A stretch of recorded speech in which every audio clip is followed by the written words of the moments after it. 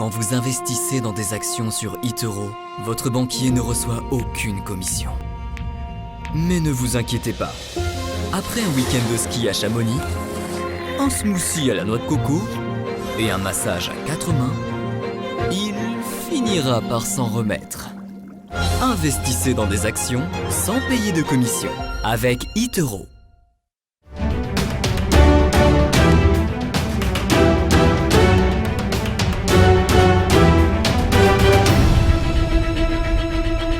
J'aimerais vous interroger sur le Crédit Agricole qui figure également dans la saison de publication des résultats et a annoncé un bénéfice trimestriel en repli de 16,4%.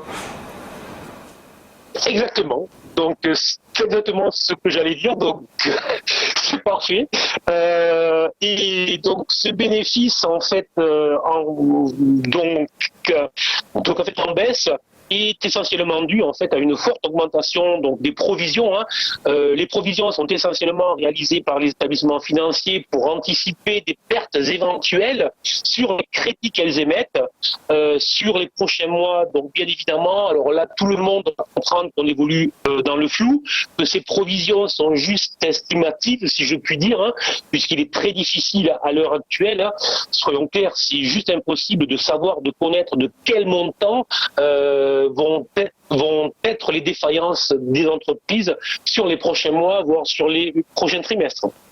Donc, si on est dans l'incertitude économique, microéconomique, incertitude dans les résultats pour les bancaires et pour le crédit agricole en particulier, on voit tout simplement qu'on retrouve cette incertitude dans le cours de bourse, puisqu'après une baisse plus que significative de 58%, on a une valeur qui évolue désormais dans une étroite zone de fluctuation qui est comprise avec un support autour de 6 € et une zone de résistance autour de 8 €. Très clairement, on voit qu'il n'y a pas eu de rebond significatif sur les bancaires, sur le crédit agricole en particulier, comme on a pu l'avoir sur des valeurs dont on a parlé ici même, comme L'Oréal, Hermès, Sanofi, voilà, où on a eu de forts rebonds significatifs. Et l'on constate que les investisseurs se montrent quand même méfiants vis-à-vis des financières. Donc, je vais faire comme tout le monde, je vais rester relativement méfiant. Je vais considérer que cette zone de 6 à 8 € n'est pas une zone très intéressante pour nous, investisseurs. Ensuite, je vais considérer que si jamais le crédit agricole venait à rebondir au-delà des 8 €, et ce matin il est à 7 €, autrement dit en hausse de 1,5%, je ne me trompe pas.